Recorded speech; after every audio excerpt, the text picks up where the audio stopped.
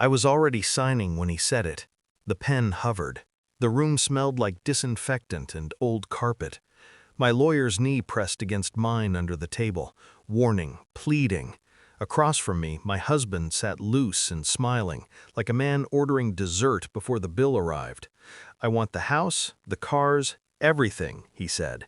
Then, almost mercifully, "except the son." The sentence landed clean, surgical. He didn't look at me when he said it. He looked at the windows, at his reflection, at the future he thought he owned. My lawyer whispered, "We can fight this." I didn't look at her. I didn't look at him. I said, "Give it all to him." Everyone thought I'd lost my mind. They didn't hear the click. We weren't always like this. There was a time he learned my coffee order by heart and burned toast just to keep me company. There was a time he rubbed circles into my back when our son wouldn't sleep. I believed in the man who carried boxes with me into our first house, who promised we were building something permanent. But permanence has a sound when it cracks.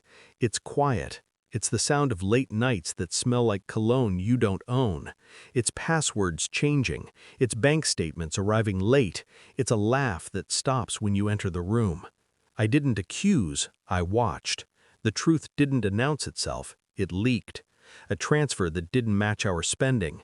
A car registered under a company I'd never heard of. Emails deleted but not erased.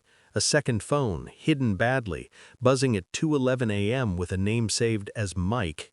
It wasn't Mike, it was money, and a woman who liked expensive places and never paid. The pain came first, sharp, then dull, then useful. I stopped crying when I realized he wasn't hiding from me, he was hiding from consequences. I planned quietly. I met a forensic accountant before I met my lawyer. I opened a notebook and wrote nothing sentimental inside it. Dates, numbers, shell companies, the way assets move when someone thinks no one is counting.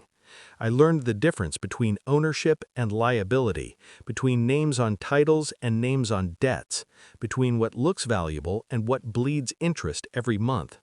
I moved my inheritance into a trust he couldn't touch.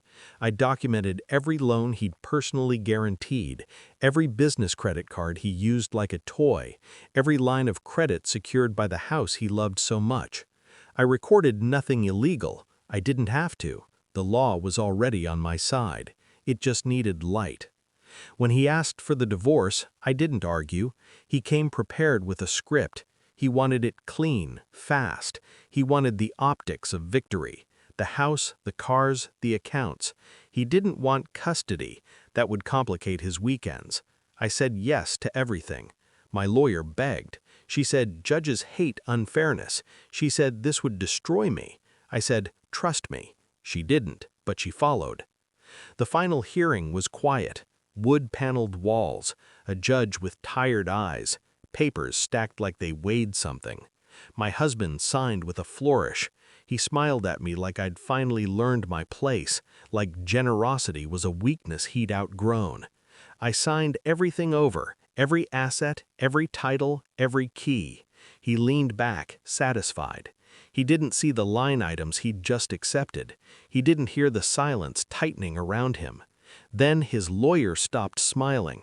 It happened slowly, a pause too long, a reread, a finger tracing a paragraph it should have skipped. Color drained from his face. He leaned toward my husband and whispered, hard. The judge cleared her throat. "Counsel?" His lawyer stood. "Your Honor, we need a moment." "No," the judge said, "we don't."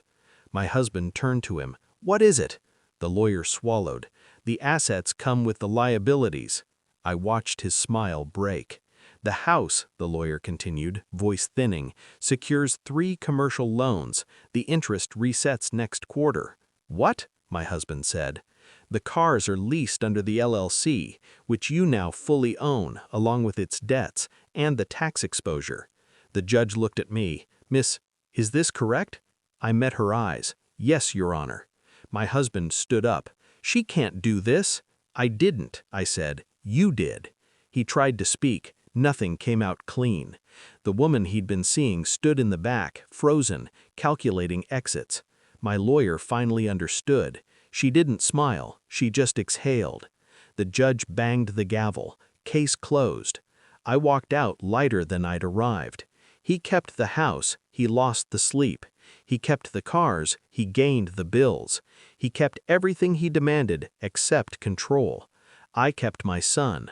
I kept my name clean. I kept the future he never bothered to read.